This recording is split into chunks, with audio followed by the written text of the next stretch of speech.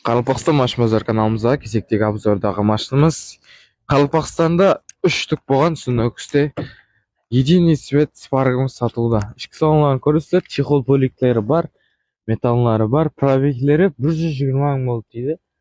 Механика коробка, екінші позиция. Пробеглер қалай, онымен қайтарылған пробеглер жоқ. Арқа орындықтарын көресіздер. Таза состояние тұрған, сондай свет машинға қызығып жүргендер болса, достарымызға жіберіп қоя бересіздер. Мягкий балон салынғанына бір хапте болған екен. Арқамызда айтып өткендей металлары бар. Кусачка фаралар қойылған арқасына.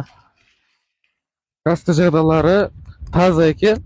Тек осы жерде буфері алмасқан жері бар екен. Одан басқа жерлері сіз өзіңіздің ұстаныңыз болса, тексертіп көре бересіздер. Бағасын 80 миллион сом айтып отыр екен. Төбеге өзінің есімнің нөмірін қалдырмай, өзімен бір арқайын келісіп ала бересіздер. Қалпақстан машинбазар қызметіңізде.